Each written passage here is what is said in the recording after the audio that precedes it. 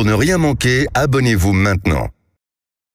Sud Radio parle en vrai chez Bourdin, 10h30, 12h30, Jean-Jacques Bourdin. Pénurie de main-d'œuvre un peu partout. Les chiffres du chômage, c'est vrai, sont en baisse, mais tout de même, 7,2% de chômeurs, c'est quand même encore important. Donc, que se passe-t-il? Des agriculteurs doivent détruire leurs récoltes, faute de main-d'œuvre. Des cafés et restaurants, parfois, doivent fermer, notamment dans certaines régions très touristiques. Des entreprises, dans plusieurs secteurs, refusent des contrats à cause d'un manque de main-d'œuvre. Où est le problème? Est-ce un problème de salaire? Est-ce un problème de logement, de formation, de conditions de travail évidemment? Est-ce une dévalorisation du travail, parfois une paresse collective? Je ne sais pas, mais nous allons débattre du sujet évidemment entre 10h et 11h sur l'antenne de Sud Radio avec plusieurs invités et des témoignages. D'ailleurs, si vous voulez témoigner, n'hésitez pas, 0826 300 300. Pour témoigner, Alain Fontaine, chef propriétaire du restaurant Le Mesturet à Paris, président de l'Association française des maîtres restaurateurs. Bonjour. Bonjour. Merci d'être avec nous. Félix Baudoul-Sosso, qui est porte-parole de la FAGE, la Fédération des associations générales étudiantes. Bonjour. Et puis maître Camille Pradel, qui est avocat, membre du cabinet Pradel Avocat, spécialisé en droit de la santé au travail. Vous intervenez depuis des dizaines, enfin, non, je ne veux pas dire des dizaines d'années, depuis plusieurs années, je vais être... Depuis plusieurs longtemps. années, oui, depuis longtemps, pour des groupes du CAC 40, des PME, sur le sujet majeur de la santé au travail. Réalisation et mise à jour du document unique d'évaluation des risques professionnels. C'est ce que vous publiez chez LexisNexis, c'est cela, hein? Bien. Alors, nous allons parler de ce problème de main-d'œuvre avec un témoignage. Pour commencer, vous allez l'entendre, c'est le témoignage d'un maraîcher. Et nous partons pour l'Alsace, Célestat en Alsace. Denis Digel est producteur de légumes. Denis Digel, vous êtes avec nous? Bonjour. Oui, bonjour, je suis avec vous. Je téléphone d'Alsace, effectivement. Merci. Il fait beau en Alsace? Il fait très beau. Très, très beau. Bon, vous êtes maraîcher. Vous avez... que cultivez-vous? C'est un peu tous les légumes de saison qu'on peut faire en Alsace. En ce moment, on est dans les salades, les radis, les concombres, les tomates qui commencent. Oui. Voilà, plein de légumes différents, une soixantaine sur l'année, une soixantaine de légumes différents. Bon, soixantaine de légumes différents. Donc vous êtes ce qu'on peut appeler un gros maraîcher, hein, Denis Digel. Ah, gros pour des petits, un petit pour des très gros. D'accord, d'accord. Voilà, j'ai une dizaine d'hectares, une dizaine Voilà, de salariés. vous êtes à peu près à une dizaine d'hectares, hein, c'est cela? Oui, c'est ça, oui, tout à fait. Dizaine d'hectares, bien. Est-il vrai que vous avez dû, l'année dernière, abandonner une partie de votre production par manque de main-d'œuvre? Est-il vrai que cette année aussi, vous avez été obligé d'abandonner, de ne pas récolter, de ne pas ramasser certains légumes par manque de main-d'œuvre? Oui, c'est vrai, et c'est de plus en plus fréquent, malheureusement. Alors on avait l'habitude, c'est un grand mot, on avait l'habitude, oui, de détruire la marchandise qu'on vendait pas, faute de marché. Quand la distribution met trop la pression et quand il y a trop de produits, on détruit des fois. Mais là, il y a une grosse demande dans les produits locaux. En Alsace, on est très chauvin, mais aussi une grosse demande dans les produits nationaux. Le Made in France, ça le vend en poupe. Et il y a une grosse demande, et puis derrière, on n'arrive pas à assumer, et puis on met les productions en route. Vous savez, en hiver, on a envie de faire plein de choses, et donc au printemps, on commence à semer, et à faire nos plannings, et puis arrive la récolte, des fois, il manque de bras. Et ça arrive de plus en plus souvent. Et ça arrive de plus en plus souvent. C'est arrivé cette année? C'est arrivé cette année, oui. J'ai dû laisser de l'épinard, j'ai dû laisser du radis au champ. Vous avez dû laisser au champ des épinards et des radis? Des épinards, des radis, la semaine dernière des petits pois, faute de bras pour récolter. Hein. L'année dernière, j'avais des haricots, 15% de ma production, je devais laisser au champ. 20% de votre production au champ. Alors Entre qu'on 10 et importe, 15%, alors qu'on importe en France, quand même, parce que je voudrais quand même le rappeler, on importe en France un légume ou un fruit sur deux. La moitié, tout à fait. La moitié. C'est-à-dire qu'on on a- laisse au champ des légumes qu'on produit en France et on importe de l'étranger des légumes, les mêmes. Oui, tout à fait. Les mêmes, pas tout à fait. Ils sont produits dans d'autres circonstances, Oui, pas tout à environnementales fait. et sociales. Et pas de même qualité dans tous les cas. Et pas de même qualité. Voilà, donc nous on est sur pas de l'artisanal, on est très professionnel, mais c'est quand même des produits de grande qualité. On y prend soin, et malheureusement on en prend tellement soin que des fois on n'arrive pas à les récolter. C'est vraiment dommage. On parle de souveraineté alimentaire. parler de 1 légume sur 2 qui est importé. C'est un drame pour la France, hein. C'est un drame pour les savoir-faire qui disparaissent. Mais voilà, donc nous, notre rôle, c'est de nourrir nos congénères, et on a du mal. Alors, Denis Digel, pour ramasser vos récoltes, vous faites appel à qui ? On faisait longtemps appel à des Polonais. On avait un petit filon, entre guillemets, si on peut appeler ça un filon, de manœuvre polonaise. Et celui-là s'est tari depuis quelques années. Et puis maintenant, on fait appel à des salariés locaux. Alors, des salariés, des petites mains qualifiées. Il faut tout, hein, dans une exploitation agricole. Il faut des gens compétents, des encadrants. Finalement, on manque de main-d'œuvre dans tous les rayons. Je veux dire, un chauffeur de tracteur, c'est pas compliqué, mais il faut le savoir. C'est presque introuvable. Quelqu'un qui encadre une équipe, c'est presque introuvable. Et après, évidemment, c'est toujours une question de moyens. On est aussi un peu entre le marteau et l'enclume pour recruter, parce qu'on nous donne pas, le marché nous paye pas assez pour rémunérer plus fort, mieux ses collaborateurs. Alors, vous ne trouvez pas de main-d'œuvre parce que vous ne pouvez pas offrir de salaire correct, parce que vous ne pouvez pas loger la main-d'œuvre, ou parce que la main-d'œuvre ne veut pas travailler? Il y a un peu de tout. Il y a un peu tous les phénomènes. Le logement, c'est autre chose, mais je veux dire, on a des travaux qui sont quand même durs. Évidemment, c'est pas non plus la mer à boire, mais aujourd'hui, il y a quand même un changement d'attitude de la part des Français, enfin des travailleurs. C'est plutôt, le travail facile qui prend le dessus, et les gens pensent plutôt à eux qu'à l'effort, qu'à l'entreprise, et on le paye aujourd'hui. Il y a 2 ans, nos métiers étaient dits essentiels. Tout le monde voulait travailler dehors, tout le monde voulait travailler chez les paysans, et aujourd'hui, ça s'est complètement inversé. C'est-à-dire que plus personne ne veut travailler la terre. On exagère en disant. Mais oui, on exagère, plus personne. Hein. Oui, mais alors Denis Digel, quel salaire par exemple, je viens pour ramasser. Ça dure, c'est saisonnier, c'est un travail saisonnier. C'est saisonnier, donc moi j'ai des saisons qui sont longues parce que je fais beaucoup de légumes différents. Donc j'ai des grandes saisons. Moi ça part de mars jusqu'à octobre, novembre. Bon, mars, octobre, novembre. Je viens chez vous, je dis, vous m'employez, vous m'offrez quoi comme salaire? C'est le SMIC plus les 10% de congés payés, parce qu'il faut des petites mains et parce qu'il faut 1 ou 2 mois pour former les gens. Et puis après, il y a aussi des heures supplémentaires. On a un dicton qui dit c'est les heures qui ramènent le salaire. Oui. Et un 35 heures SMIC, c'est vrai que ça ramène pas. Donc le SMIC plus les heures supplémentaires, c'est ça, hein? Oui, plus les 10% de congés payés. Et si le salarié est bon, on essaie de le gratifier. Hein. Oui, évidemment. Mais le problème, c'est qu'il ne reste pas, les salariés. Ils zappent. Et quand on il ne reste pas, pourquoi? Parce qu'ils trouvent le métier trop difficile? Trop difficile, trop exigeant. Les gens n'ont plus la résistance qu'ils avaient, à l'effort qu'ils avaient. C'est sûr, hein, quand on travaille en hiver, il fait un peu froid en Alsace, en été, il fait chaud. Donc c'est sûr que c'est un peu plus compliqué, mais les gens qui travaillent dans les bureaux, c'est aussi difficile. Qu'est-ce qui est encore difficile aujourd'hui? Qu'est-ce qui est encore facile aujourd'hui?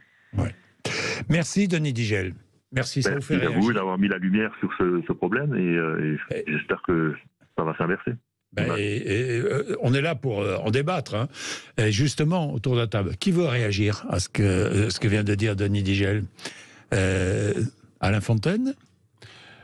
Oui, moi je l'ai écouté parce que forcément les restaurateurs, et en particulier les maîtres restaurateurs, comme on fait tout maison, on est très proche de nos agriculteurs. Oui. Et on connaît ce problème. Alors ils ont plusieurs problèmes. Lui, il a les problèmes de ramassage, effectivement. Et puis ceux du sud-ouest, les volailles, c'est les problèmes de grippe aviaire. Donc les agriculteurs sont terriblement impactés. On a l'impression qu'ils sont toujours en train de demander, mais ils ont bien raison parce que effectivement ils sont terriblement impactés. Puis là, vous avez les orages. En matière, effectivement, et on va le voir encore de plus intensément au niveau des vendanges, dans pas très très longtemps, où les vendanges qui sont vraiment un travail de saison et très court. On n'a pas la main d'œuvre. Alors, ne pas avoir la main d'œuvre, et en restauration, nous, on a des problèmes aussi pour la trouver, en particulier sur les côtes et sur toutes les villes de vacances. Je vais vous raconter un témoignage qu'on a eu. D'ailleurs, j'incite les auditeurs à appeler 0826 300 300. C'était il y a 3 jours. Nous étions dans l'Aude. C'était un restaurateur, cafetier-restaurateur. Et la saison approchant, il avait besoin évidemment de personnel. Il est allé organiser avec Pôle emploi, et puis je ne sais plus quelle autre association, une rencontre avec de potentiels salariés. Il avait 80 rendez-vous prévus à Narbonne, 8 seulement sont venus. Un seul a accepté éventuellement de venir travailler. Je dis bien éventuellement parce qu'il est venu travailler une journée, il est venu à l'essai et le lendemain il n'est pas revenu. Ça vous surprend ? Alors non, ça me surprend absolument pas parce que c'est exactement la moyenne quand on cherche. Alors pareil, quand on cherche quelqu'un, on a des retours de CV d'environ 80. On fait les rendez-vous et on va en choisir une vingtaine et sur les rendez-vous, on en a 3 qui se présentent et si on arrive à en avoir un, c'est bien le tout. Alors ça veut dire quoi ? Que ces métiers de service et ces métiers difficiles, ça veut pas dire que vous parliez paresse tout à l'heure. Oui. Ça veut pas dire que les jeunes ou même les gens sont devenus feignants, pas du tout. C'est ce qu'on appelle le fameux rapport au travail dont tout le monde parle mais ne se rend pas compte de ce que c'est. Le rapport au travail, c'est qu'il y a une économie moderne qui s'est mise en place depuis des années. Nous, chefs d'entreprise, là je parle pour les restaurateurs, oui. On n'a pas vu le coup arriver et le Covid a bien sûr tout accéléré. Bien sûr. Et il fallait bien évidemment que l'environnement contractuel des étudiants, des saisonniers se modifie considérablement. Parce qu'aujourd'hui, il y a une nouvelle économie qui s'est mise en place et bien évidemment, ils sont attirés par des choses moins dures. Travailler le week-end, travailler le soir, ramasser des choses quand on vous propose en plein air, mais quand on vous propose quelque chose de plus facile, 35 heures, c'est différent. Les choses ont changé. Donc il faut que pour attirer tous ces jeunes et ces saisonniers aussi, il va falloir un environnement contractuel qui se modifie. Bien, on va continuer sur le constat. Ensuite, nous verrons quelles sont les solutions pour essayer de pallier ce manque de main-d'œuvre. Mais une petite pause, je vous donne la parole. Une petite pause, il est 11h15 et vous êtes sur Sud Radio. Tout de suite. Sud Radio Parlons Vrai chez Bourdin, 10h30, 12h30, Jean-Jacques Bourdin. Il est 11h17, débat autour du manque de main-d'œuvre. Alors, vous avez entendu, là je me tourne vers Félix Bodul-Sosso, vous êtes porte-parole de la Fédération des associations générales étudiantes. Comment se fait-il que des étudiants n'aillent pas répondre aux demandes de Denis Digel ? Je ne sais pas, pour 2 mois, par exemple, l'été. Bon, déjà, merci pour votre témoignage, Denis, c'était très éclairant. Oui. Je pense qu'il y a plusieurs raisons. Premièrement, il y a le fait que sur des périodes estivales, il y a encore beaucoup d'étudiants, contrairement à ce qu'on pense, qui restent sur les campus parce qu'ils ont soit des rattrapages, il y a certains stages aussi. Par exemple, je suis étudiant en médecine, on est toujours en stage l'été et on a des révisions pour des concours qui vont suivre sur juste après la rentrée universitaire. Donc, en fait, il y a aussi des situations qui sont, et ça concerne quand même pas une minorité d'étudiants, qui sont des contraintes proprement pédagogique. Donc il y a ce premier point quand même où forcément là c'est une impossibilité puisqu'on a quand même déjà au niveau du décrochage en licence, c'est le salarié étudiant qui est responsable principalement du décrochage en licence. Donc on peut pas partir en saison 2 mois alors qu'on a des examens soit sur la mi-août ou alors qu'on est en stage. Oui, mais pas tout le monde. Non, mais si vous passez, par exemple, vous venez d'obtenir votre bac, vous allez entrer à l'université, vous avez peut-être 1 mois pour travailler là. Alors effectivement, on peut voir ça comme ça. Enfin pareil, j'ai travaillé en centre aéré tout le monde. On l'a tous fait autour de la table, hein. On a tous travaillé l'été. Mais ce que j'ai observé, parce que ça fait 5-6 ans que je suis étudiant, donc il y a 5-6 ans j'étais en centre aéré l'été, et ce que j'observe c'est qu'à l'entrée, donc après le bac, les étudiants qui arrivent à l'université, avec la pression aussi qu'il y a autour de Parcoursup, du fait qu'il y a beaucoup d'étudiants qui anticipent et qui ont une anxiété sur la rentrée universitaire, il y en a beaucoup qui bossent tout l'été. Donc ils vont bosser sur des cours. Je pense par exemple aux concours comme les concours médecine ou même sur certaines licences qui peuvent être sélectives, ils vont se mettre à travailler dès l'été. Donc forcément ça fait une source de stress supplémentaire. Après, ça n'empêche que je suppose qu'il y a, moi j'ai bossé aussi, donc c'était une bonne expérience. Ça permet une entrée aussi, une première expérience dans le monde professionnel. Oui. Donc c'est tout à fait enrichissant. Mais il y a des contraintes comme celle-ci qui rendent la chose pas faisable. Puis après, il y a aussi une forme de, bon ça c'est un discours qui peut être vous entendu, mais un droit aux vacances. Il y en a qui ont passé l'année à bosser aussi leur bac, qui ont passé l'année à bosser des partiels. Pareil, en tant qu'étudiant en médecine, on passe notre année en stage à être 40-50 heures par semaine à l'hôpital parfois. Bon, on a peut-être aussi envie de se prendre un petit mois. Voilà. Bon, c'est le rapport au travail. Quel est qui a changé, Maître Pradel ? Alors moi, quand j'écoute tout ça, je me dis que c'est pas la réglementation qui sera une solution. Oui. Et que dans nos échanges, là, on se disait, est-ce que ce serait pas aussi cultiver le goût de travailler dès qu'on est jeune dans des initiatives de contrats saisonniers et y aller entre amis, entre potes, et avoir cette joie de travailler ensemble, peut-être dès le lycée d'ailleurs, parce qu'on peut travailler dès 16 ans. Dès 16 ans, oui. Donc ce serait possible que les métiers aillent dans les lycées et proposent des jobs pour l'été et gagner comme ça de l'argent et partir justement en vacances en ayant un peu de sous. Oui, Ouais, moi, je sens que vous n'êtes pas tout à fait d'accord avec cette vision. Non, je vois un risque assez évident de dérive. C'est qu'on est, comme on peut avoir souvent dans beaucoup de métiers saisonniers, et on l'a aussi dans le job étudiant, c'est qu'on a une surreprésentation des étudiants ou des jeunes qui sont issus de classes défavorisées, qui pour pallier à des problèmes financiers, c'est eux qui doivent bosser et qui vont supporter ce coup-là. Si on est que sur l'encouragement et l'incitatif, écoutez, c'est très bien s'il y a des étudiants et des jeunes, des lycéens qui veulent aller bosser, qui sont incités à le faire et qu'on l'encourage. Encore une fois, à travers de l'incitation et pas de la contrainte, c'est très bien. Maintenant, le problème, c'est qu'on a aussi un système d'aide sociale, que ce soit à l'étudiant ou parfois aussi aux jeunes, qui est pas suffisant, et donc ça peut faire un petit peu chantage à la fin. Même si j'entends tout à fait que les pénuries de main d'œuvre et tous les problèmes qui ont été soulevés, il y a une contribution aussi des jeunes à avoir, ça c'est évident, j'entends tout à fait. Mais à 200, ça doit se faire par une politique incitative. Et aujourd'hui, je saurais pas vous dire, parce que niveau étudiant, ce qu'on observe, c'est quand même plus à contraindre. Mais le constat, c'est qu'on a un problème de main d'œuvre. En France, aujourd'hui. On a un problème de main-d'œuvre dans de très nombreux domaines. Je regardais, on manque de couvreurs, zingers, pharmaciens, aides à domicile, aides ménagères, infirmiers, cadres infirmiers, puériculteurs, puéricultrices, employés de libre-service, agents hospitaliers, dans le commerce, l'industrie. On manque de main-d'œuvre dans la construction, dans l'agriculture. C'est énorme. Ouais. Oui. Alors moi je pense qu'il faut vraiment distinguer les métiers qui nécessitent un diplôme, par exemple infirmier ou couvreur, et des métiers qui peuvent être déployés dans la saison par des étudiants. Là, pour ce qui est des travaux agricoles. Mais est-ce que la France est devenue paresseuse? Je vais jusqu'au bout. Non. Est-ce que la France est devenue paresseuse? Non, je pense pas. Allez. Il y a une évolution. Disons-le. Non, la France n'est pas devenue paresseuse. Les gens travaillent beaucoup, mais ils travaillent sur des métiers différents. Dans vos métiers, qui ne sont pas d'ailleurs tous, il y en a qui sont la plupart dans les métiers en tension, c'est-à-dire les fameux métiers en tension, et ils sont dans ceux que vous avez cités. C'est des métiers de service, souvent, et c'est des métiers du BTP. Et les gens ne veulent plus faire ce métier-là. C'est un vrai sujet. Et on n'est pas sur un problème de salaire. On est sur un problème... Quel problème alors ? Le problème, c'est qu'aujourd'hui, vous avez des économies, pas parallèles, le mot serait péjoratif, mais une nouvelle économie qui s'est mise en place, qui paye bien pour moins d'efforts. Ça veut dire que de l'autre côté, vous avez une société de loisirs qui s'est mise en place, à laquelle la restauration travaille également, et nos employés veulent profiter de ces sociétés de loisirs. Quand dans un EHPAD, quand dans un hôpital, vous dites aux gens, vous allez travailler le soir, vous allez travailler le week-end, en particulier en restauration, vous les avez pas. Donc on en a moins. Et la vérité aujourd'hui, c'est que on a été étudiant. Mais est-ce que vous les payez bien ? Alors voilà, le sujet est là. Je crois que les choses ont changé. Les étudiants ne sont pas les étudiants d'il y a 30 ans. Être étudiant aujourd'hui, c'est très difficile. Moi, je le vois sur Paris. Il faut payer son loyer, il faut payer sa chambre d'étudiant, il faut payer sa nourriture. Et on a besoin d'argent beaucoup plus qu'il y a 30 ans. Être étudiant il y a 30 ans, c'était pas facile, mais c'était heureux. Voilà. Aujourd'hui, c'est quand même plus délicat.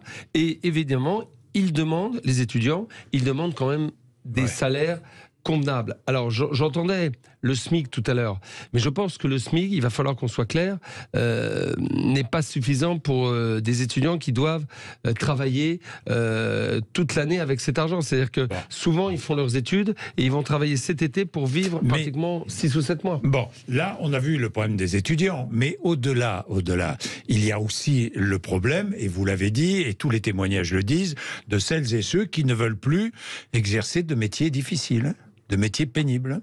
C'est vrai, Maître Pradel. Alors, il y a... la restauration le week-end, la restauration, on a des horaires qui sont difficiles. Dans les champs, c'est difficile parce que les conditions ne sont pas toujours très bonnes. Il y a d'autres exemples.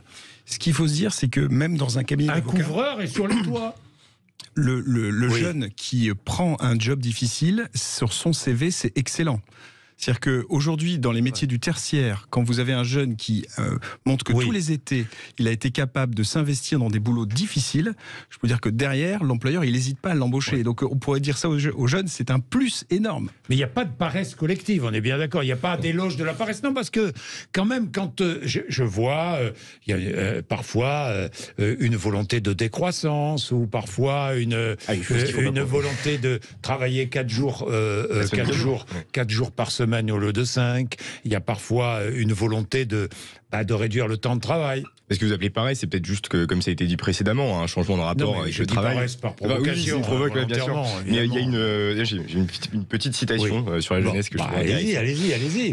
Cette jeunesse est pourrie depuis le fond du cœur. Les jeunes gens sont malfaisants et paresseux. Ceux d'aujourd'hui ne seront pas capables de maintenir notre culture. Qui dit ça ? Eh bien, écoutez, c'est une poterie de Babylone qui date de moins 300 avant Jésus-Christ. Donc c'est un discours qui est pas neuf, quand même. Sur la jeunesse, sur la paresse collective. Et comme c'était dit, moi, je partage complètement l'analyse sur le fait que c'est un changement de rapport au travail. Et j'appuierai parce qu'il y a aussi ce que vous avez évoqué vis-à-vis des jeunes avocats. Chez les jeunes médecins, on observe aussi qu'il y a un volume horaire qui est différent. En général, ils ont tendance à travailler plus collectivement et à avoir des volumes horaires un peu inférieurs. L'une des solutions. Au plus jeune médecin. Et nous allons passer aux solutions. L'une des solutions, parce que les solutions, ça m'intéresse beaucoup. Le constat, on l'a fait tous. On a une pénurie de main-d'œuvre. Mais l'une des solutions, c'est le travail collectif, si j'ai bien compris. Oui. Le travail, valorisation, donner du sens et que les gens aient le goût de l'effort, en effet, en groupe, parce que ça rend heureux de travailler avec des collègues et tout, même très jeune, dès 18 ans, réaliser qu'on peut bosser par exemple, ensemble. Dans un restaurant, il y a un travail collectif. J'imagine. Alain Fontaine. Oui, on a toujours eu un travail collectif, ça c'est clair. Et les équipes de restauration, en principe, dans le temps, mais ça se fait toujours, sortent après. Il y avait un sorte d'art de vivre dans la restauration qui existe moins, mais c'est vrai que faire des saisons dans les restaurants, c'était quelque chose d'important. Les étudiants faisaient des saisons dans les restaurants. Ils le font plus aujourd'hui. Pourquoi ? Parce que je vous dis, ils sont attirés par d'autres activités. Mais en même temps, si vous voulez, ça coûte très cher. Je voyais sur certaines régions, sur la côte ouest, vous avez des patrons qui sont maintenant obligés de loger les étudiants, les saisonniers, chez eux. Pourquoi ? Parce que les saisonniers ne veulent pas venir. Il faut payer un loyer. Or, sur ces villes de plage... Gros problème, le logement. Mais bien sûr, c'est le logement. Bien sûr. En Angleterre, moi je me rappelle quand j'étais étudiant, on avait ce qu'on appelle des staff house. On était une vingtaine là-dedans et ça ne nous coûtait rien parce que ça appartenait aux entreprises du coin. Il faut recréer des immeubles où les employés peuvent, des côtes, dans des petites villes, des villages de vacances, où ils peuvent se loger gratuitement. Oui, et puis on va parler aussi du personnel qui vient de l'étranger.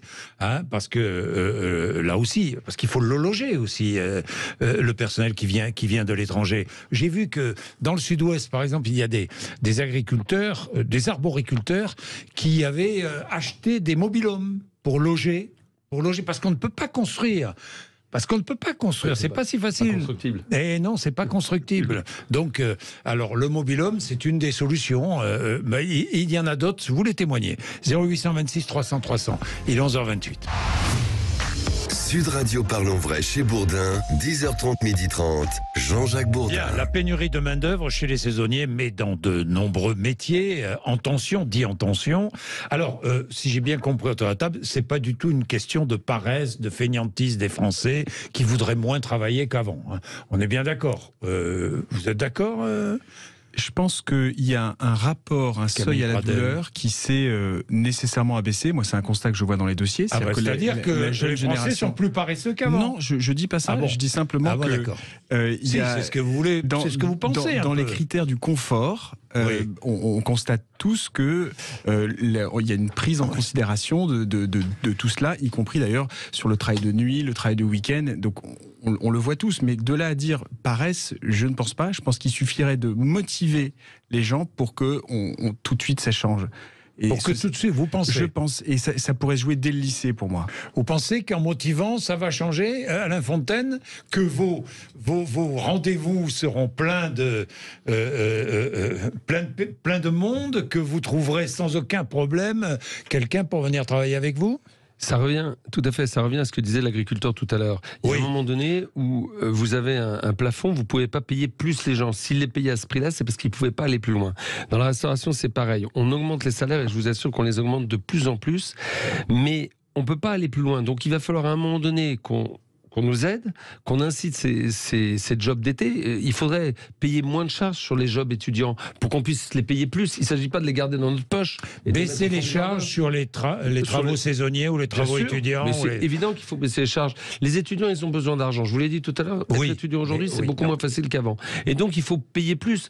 Payer un étudiant au SMIC, ça ne va pas aller. Il faut le payer plus cher, mais nous, on ne peut plus, la restauration. Donc, il faut absolument qu'on soit incité sur ces job saisonnier et ces jobs, une incitation sur les charges sociales. Ça, c'est une première solution. Oui. Les managers aussi, il faut les inciter à bénéficier de formations, par exemple communication non violente, pour motiver les équipes. L'idée de sens du travail est essentielle. C'est-à-dire que si demain le rôle du manager est central, et s'il arrive à fédérer les gens, eh ben, ils pourront même revenir l'année suivante. Alors, qu'est-ce que vous voulez dire? Vous, le représentant des étudiants, dites-moi un peu.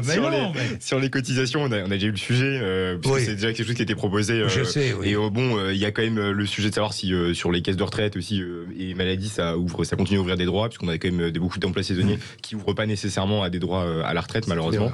Et c'est une erreur, effectivement. Et le problème, c'est que sur ces cotisations, si elles sont exonérées, quid après du statut et qu'est-ce que ça pourrait changer sur la communication non violente. Alors ça, effectivement, c'est quelque chose aussi qui a été identifié sur le sens au travail, on dit un peu l'ambiance, vous l'avez dit tout à l'heure, que ça se fasse un peu plus dans la convivialité, etc. Et c'est beaucoup de choses qui sont remontées. Après, ça concerne principalement les chaînes de restauration, etc. Enfin, plutôt les grandes chaînes. Souvent, ce qu'il y a au travail. Non, mais attendez. Pour généraliser, on ne va pas mettre en accusation la restauration ni l'hôtellerie, pas plus qu'un autre métier, mais moi, j'entends sans arrêt, mais vous aussi, des petits patrons de PME, de TPE, des commerçants dire, ils ne veulent pas travailler. Les jeunes ou les moins jeunes ne veulent pas travailler. Les Français ne veulent pas travailler. Dès qu'on leur propose du boulot, ils viennent une journée, puis après ils disent non. Moi j'entends ça sans arrêt. Vous entendez ça? Non, c'est vrai. C'est un réflexe un peu simpliste. C'est sans cesse. Il faut qu'on s'adapte. Il faut que nous, les anciens, ou les chefs d'entreprise jeunes, ou les anciens, moi ça fait 48 ans que je suis dans le métier, j'ai vu changer effectivement les choses, mais il faut à un moment donné qu'on arrête de constater ce que font les jeunes ou les saisonniers. Il faut que nous, patrons, nous remettions en question, qu'on ait des éléments, et vous avez raison de le dire, monsieur Camille Pradel, des éléments de langage différents, parce qu'on ne va pas au travail comme on va au combat. Que vous présentiez l'activité que vous offrez différemment. Oui, qu'elle soit plus ludique, plus gratifiante également. Mais on travaillera toujours de nuit. On travaillera toujours. Un couvreur, il faut éliminer les coupures. Toujours sur un toit. Bien sûr, avec les risques encourus. Avec les risques, oui. Et revenir à l'idée de sens, les fondamentaux. C'est-à-dire qu'on offre de la joie quand on offre un bon repas à quelqu'un, un moment de fête. Donc il y a tout ça. Un couvreur, c'est hyper utile pour qu'une maison soit étanche, soit à l'abri de la pluie. Ça, c'est sûr, et tout ça. Donc c'est tout l'idée, je pense, de sens de travail qui derrière permet aux gens de s'impliquer. Alors Cécile veut témoigner. Cécile est à Angoulême. Bonjour Cécile. Oui, bonjour. Bonjour, vous avez 2 enfants qui ont quel âge, Cécile? Alors maintenant 23 et 29 ans. Oui. 2 garçons. Oui. Et je les ai élevés un peu toute seule, mais je les ai encouragés au travail. Je suis issue d'une famille d'entrepreneurs. Moi-même, je suis indépendante. Néanmoins, je me rends compte de la maltraitance de certains employeurs. Oui. Et de la difficulté. Moi, j'ai été obligée de payer les hébergements parce que je souhaitais absolument que mes enfants, lorsqu'ils faisaient leurs études, ils travaillent pendant l'été. Et je devais payer leur logement. Oui. Voilà. Donc en fait, ils avaient un salaire. Ils étaient logés en plus dans des conditions vraiment très insalubres, à mon avis. Et en fait, les employeurs prennent de l'argent sur l'hébergement et les payent beaucoup moins. Donc moi, j'ai été obligée... Peut-être que ça a changé un peu, Cécile, non? J'espère bien, mais... non, Alain Fontaine n'en est pas certain. Oui. Ça n'a pas tellement changé, mais ils travaillent tous les deux aujourd'hui. Enfin, il y en a un qui est en Master 2, mais qui est en alternance, donc il travaille. Oui. Et l'autre qui est dans l'immobilier, il travaille. En fait, moi, pourtant, j'ai une entreprise, j'essaie de payer les gens et correctement et de les respecter, tout à fait. Et sincèrement, c'est pas vraiment le cas. Oui. Voilà. Mon fils qui travaille dans l'immobilier depuis 3 ans maintenant, c'est sa passion. Et en fait, il doit payer ses frais, ses déplacements. Il a très peu il fait un chiffre d'affaires qui est génial. Et en fait, non, ça va jamais, quoi. Oui. Et je trouve qu'ils travaillent beaucoup.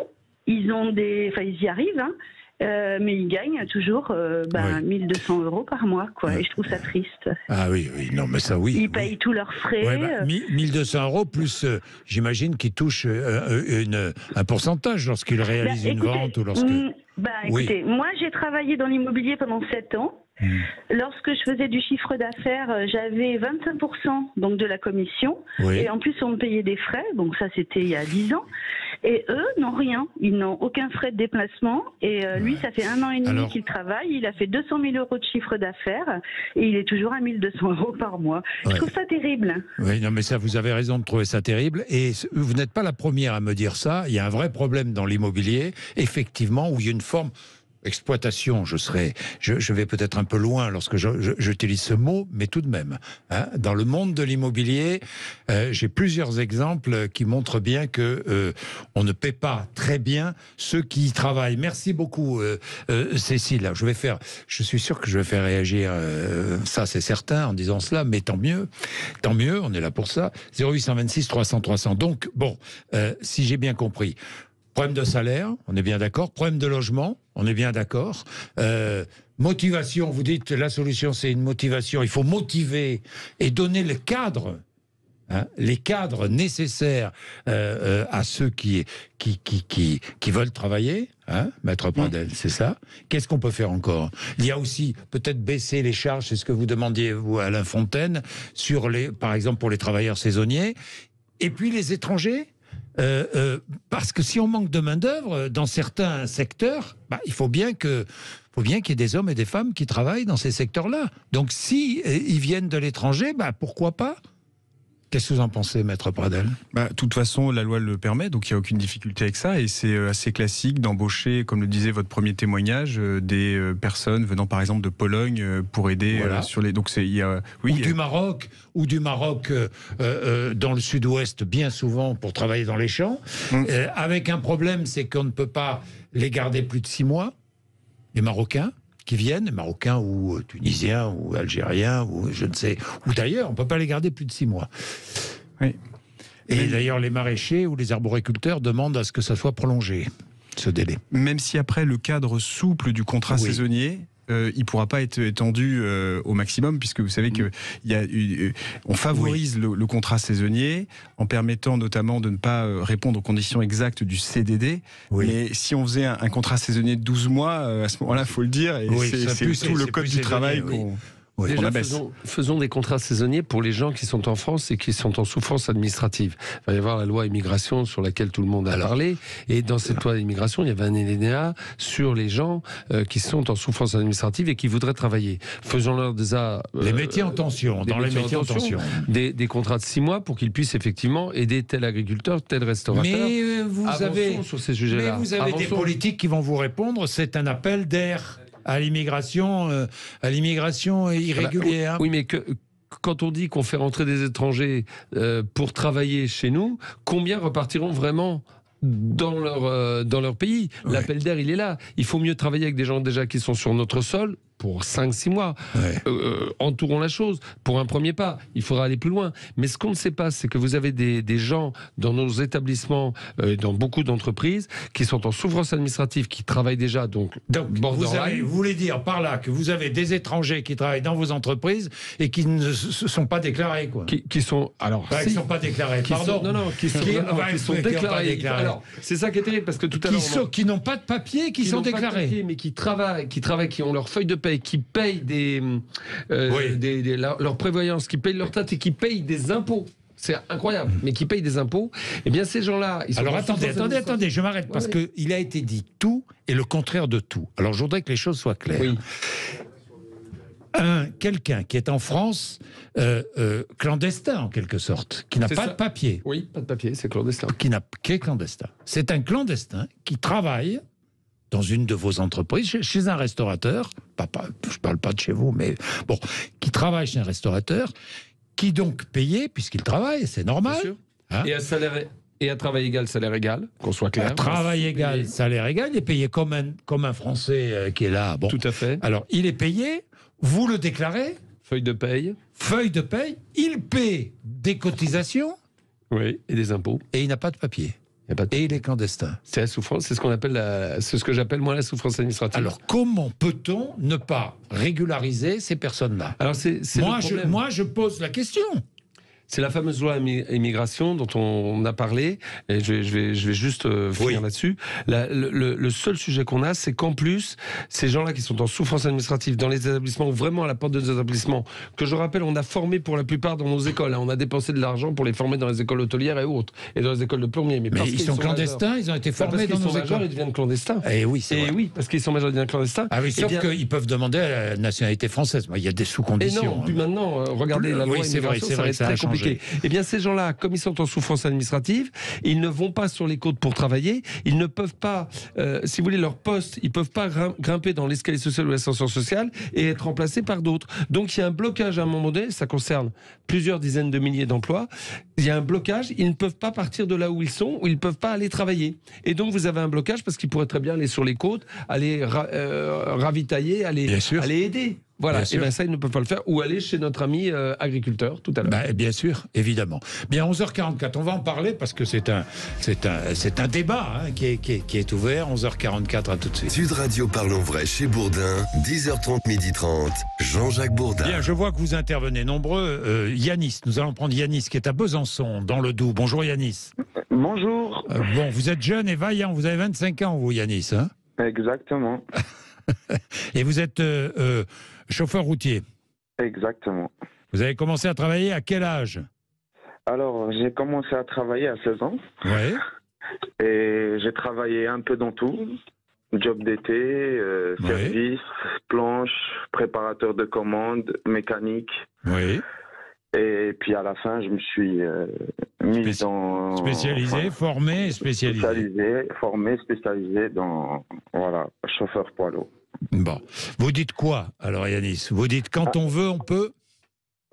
Bien sûr, quand on veut, on peut.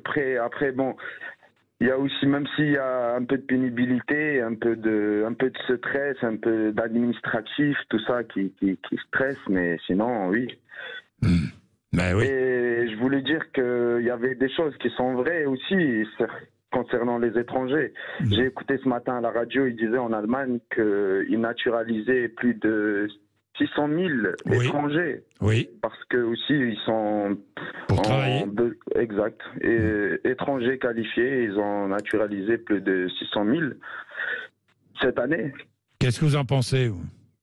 Quand il y a besoin de main d'œuvre, je pense que il faut accélérer les choses, quoi. Il faut pas.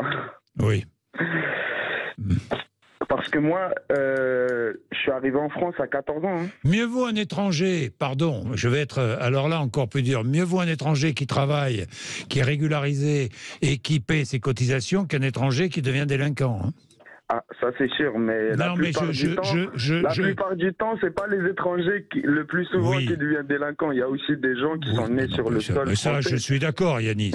Non, mais je dis ça volontairement encore par provocation, mais parce que certains ont peur de la régularisation, mais pardon, quand on a besoin de personnel, si on n'a pas d'autre solution, eh bien on en passe par là, hein, Yanis. Oui, et puis je pense que sur question des étrangers, on a trop stigmatisé, on est trop resté sur étranger égal délinquant, égal. Et pourtant, moi, je suis un étranger et j'ai travaillé à partir de 16 ans. Vous avez aujourd'hui, Yanis, vous avez la nationalité française?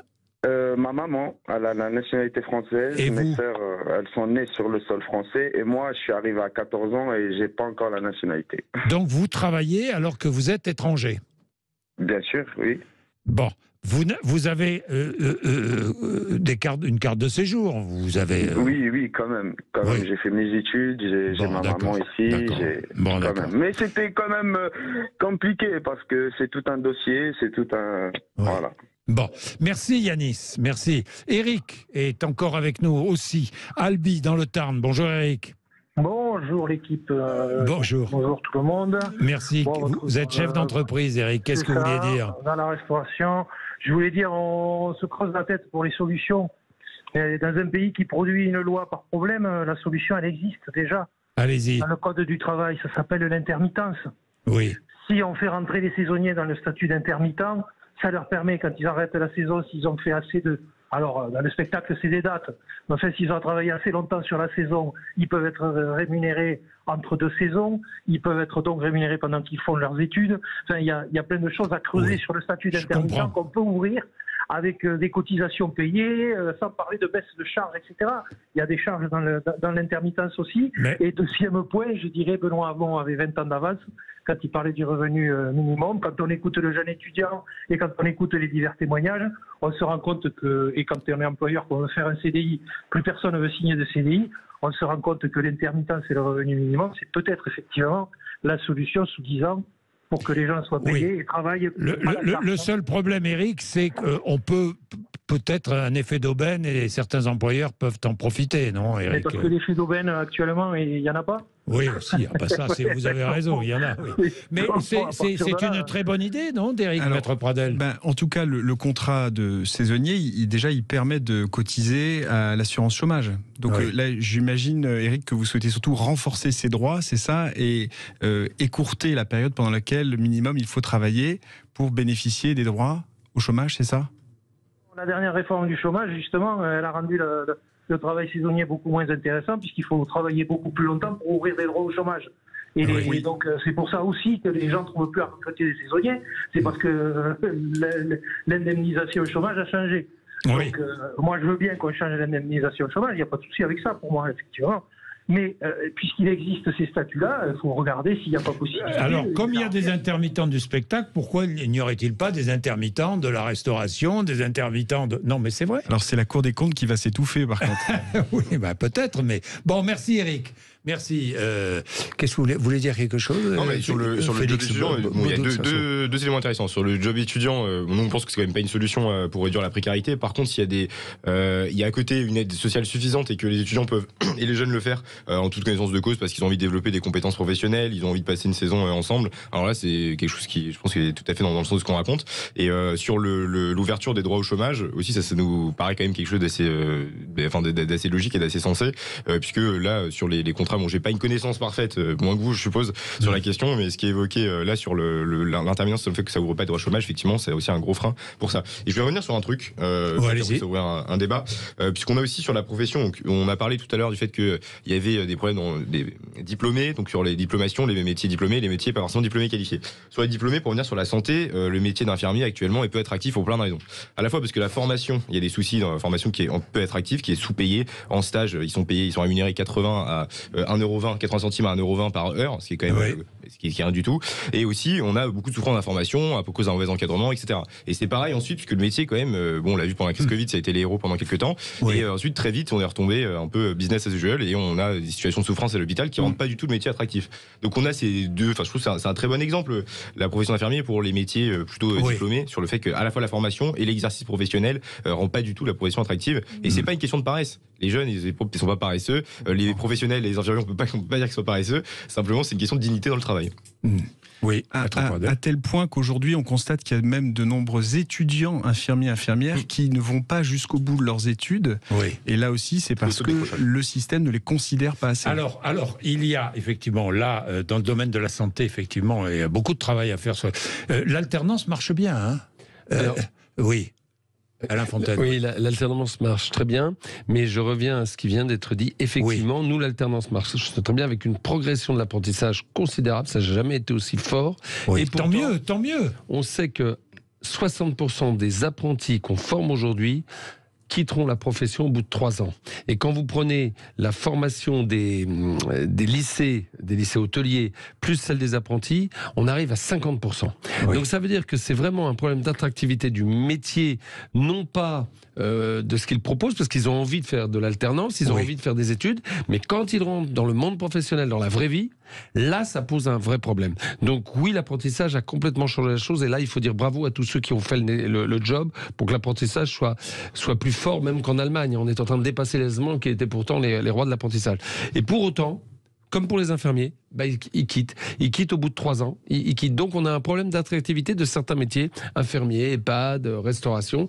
Donc il faut que ce rapport au travail se modifie et que tout ce qui était tout à l'heure, il faut qu'on change notre façon de parler, notre façon de présenter nos entreprises et que les gens soient beaucoup plus heureux de venir travailler, même le week-end et même le soir. Comment on fait ? Bien, merci à tous les trois. Merci d'être venus nous voir. Nous ne résoudrons pas.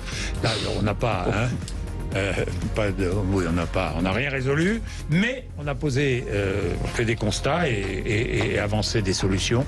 C'est notre rôle. Et puis merci à toutes celles et ceux. Je sais que vous étiez très nombreux à vouloir témoigner aujourd'hui. 0826 300 300, ça ne m'étonne pas parce que c'est un sujet majeur de notre économie et du quotidien des uns et des autres. 11h56. Merci d'être avec nous. Allez, nous allons passer à toute autre chose. Je vous invite à rester avec nous. Pourquoi ? Parce que nous allons parler entre midi et demi d'un sujet qui va vous passionner, j'en suis sûr, l'exploitation des ressources spatiales. Ressources infinies sur les planètes, les astéroïdes, richesses qui pourraient pallier l'épuisement des ressources terrestres. Les enjeux, évidemment, sont politiques, juridiques, économiques et stratégiques. La course est lancée entre les États-Unis et la Chine. Où en est l'Europe ? Peut-on s'approprier les ressources spatiales ?